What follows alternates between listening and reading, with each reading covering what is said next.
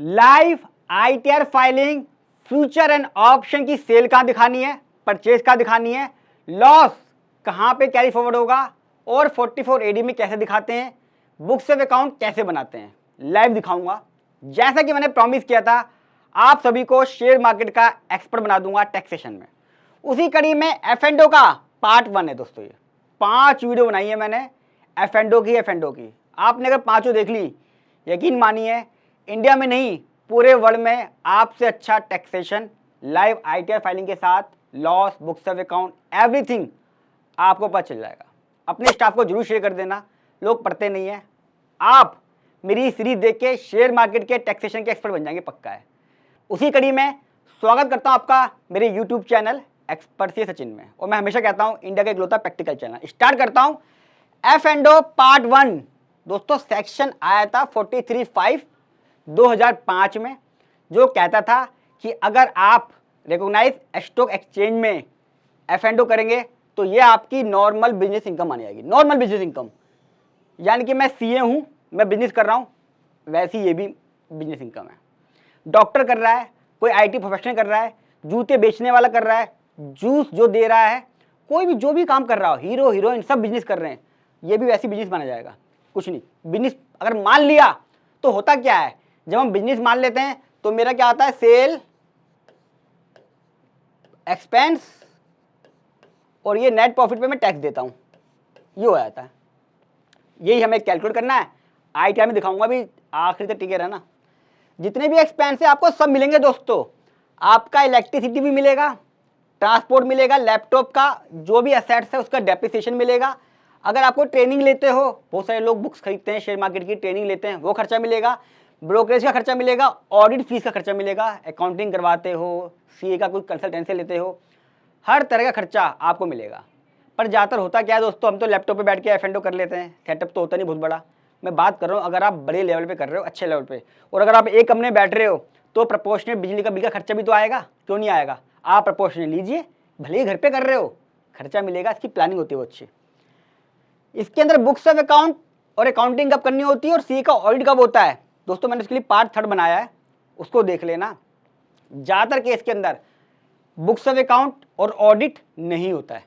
Knowledge की बता रहा हूँ, क्यों, जितनी बार भी मैं एफ&ओ करता हूँ मेरा सारा बैंकिंग ट्रांजैक्शन से होता है, वहाँ पे कैश सेल पॉसिबल नहीं है। जब कैश सेल आती है तब कहीं ना कहीं इसकी बात आती है। मेरे पास डीमैट का स्टेटमेंट है, मेरे पास होल्डिंग है।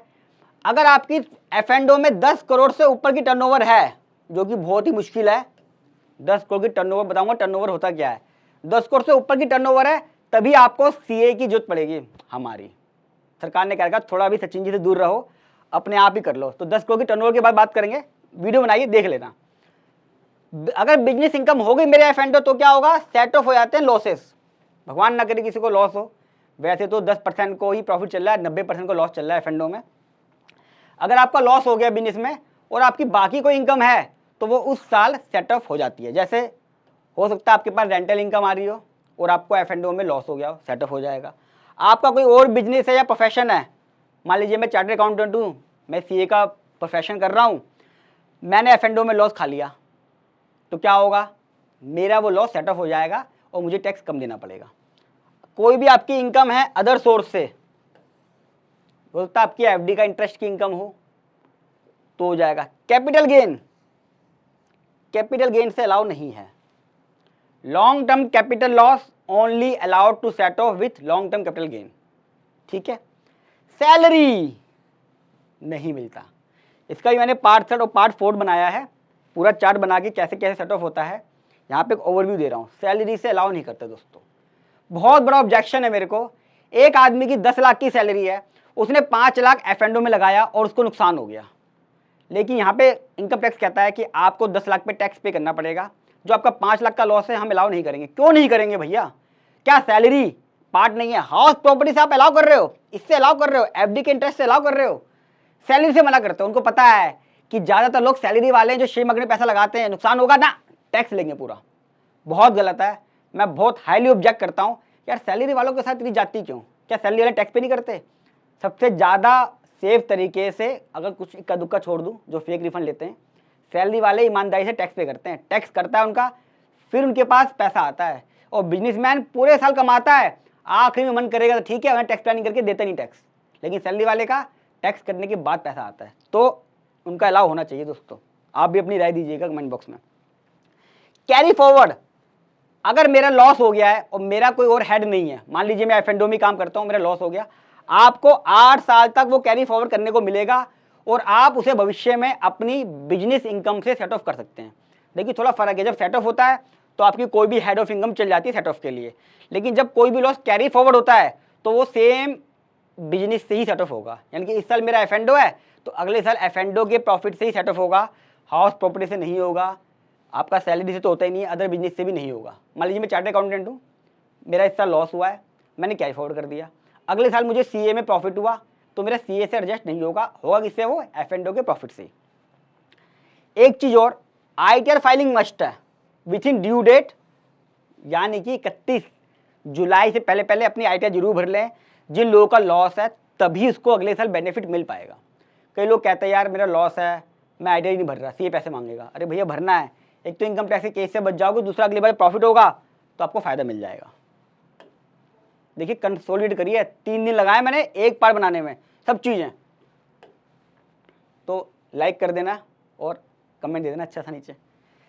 स्लैब रेट से टैक्सेबल है दोस्तों, जैसे बाकी बिजनेस इनकम होती है सीए की, डॉक्टर की, एडवोकेट की, ये भी स्लैब रेट से ही है, यानी कि 2.5 लाख तक माफ। अगर मैं ओल्ड टैक्स रिजीम की बात करूँ फिर 5 लाख, 5 लाख से 10 लाख, 10 लाख से ऊपर, 80C, 80D, 80GG जितने भी हैं सब आपको अलाउ मिलेगा इसके अंदर।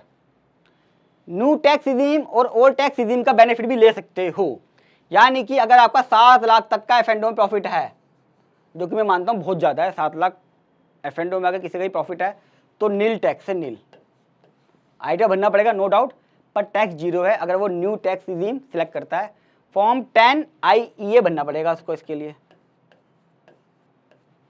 ठीक है, इसको मैं वीडियो बना दूंगा मैं एक अलग से। कोई जीएसटी नहीं लगता। कई लोग मेरे से क्वेश्चन पूछते हैं कि सर मेरी 40 लाख से ऊपर की शेयर ट्रेडिंग हो गई है, 40 लाख से ऊपर म्यूचुअल फंड का हो गया है, क्या मुझे जीएसटी लेना पड़ेगा? ना, जीएसटी नहीं है। क्यों नहीं है GST? It is not a supply और गुड्स। देखिए हमें पता तो है कि नहीं है, पर क्यों नहीं है हमें वो सीखना है अगर एक्सपर्ट बनना है। तो ये सप्लाई और गुड्स की डेफिनेशन में नहीं आती है दोस्तों, इसलिए जीएसटी नहीं है। जैसे नोट है, करेंसी है, करेंसी भी मेरी सप्लाई में नहीं आती, डेफिनेशन में नहीं आती है, इसलिए नहीं है। अब मैं आपको डायरेक्ट लाइव आईटीआर भरना सिखाता हूं।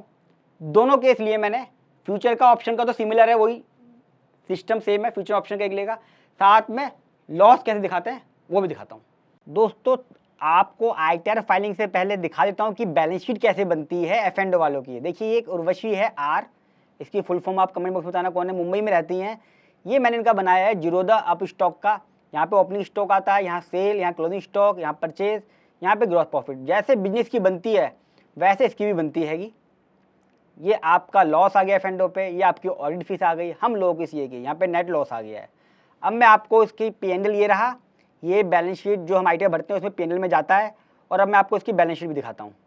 और ये दोस्तों बैलेंस शीट है उर्वशी आर की ही, यहाँ पे भी आर सस्पेंस रखा है मैंने। कैपिटल अकाउंट है, बहुत सिंपल है। आपका जो क्लोजिंग स्टॉक होगा, होल्डिंग होगी, जो आपको मिलेगा ब्रोकर से, वो यहाँ दिखाना है।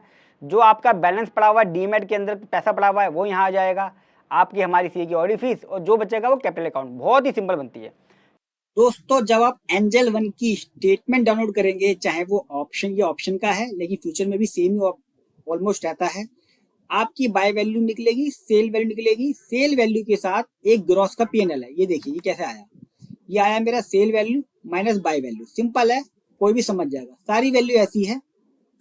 टोटल बाय वैल्यू ये है और सेल वैल्यू ये, ग्रॉस P&L।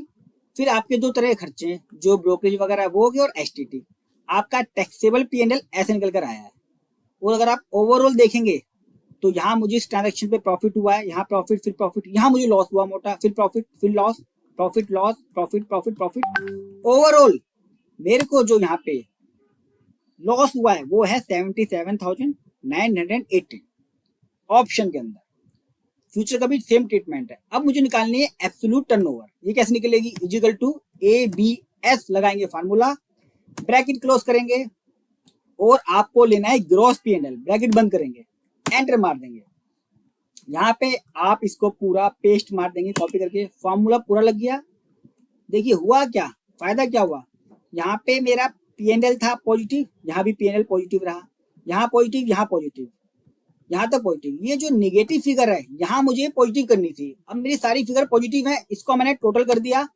यहाँ पे मेरी आ गई सेल वैल्यू, ये है मेरी सेल वैल्यू मेन इंपॉर्टेंट।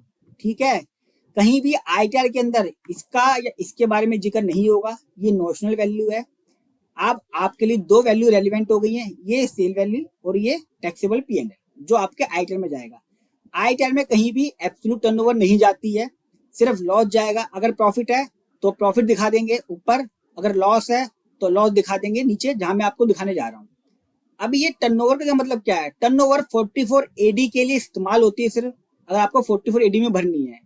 चलिए मैं आपको तीनों चीज दिखाता हूँ, ये लॉस कहाँ जाएगा, प्रॉफिट कहाँ जाएगा, और अगर मैं 44 एडी में फाइल करूंगा इसको तो 44 एडी में कैसे दिखाऊंगा। चलिए आईटीआर पे लेके चलता हूँ आपको। दोस्तों जब आप आईटीआर 3 खोलेंगे, आईटीआर 3 में पार्ट ए लिखा होगा प्रॉफिट एंड लॉस। अगर आपका एफ में मान लो यहीं पे प्रॉफिट होता 77,000 का, तो आप यहाँ पे लिखते प्रॉफिट ऑन एफ एंड यहाँ वैल्यू डाल देते, आपका मामला खत्म। अब हमारा लॉस है तो लॉस आएगा एक्सपेंसेस के पार्ट पे, सिर्फ नेट फिगर जाती है, बहुत ही सिंपल है।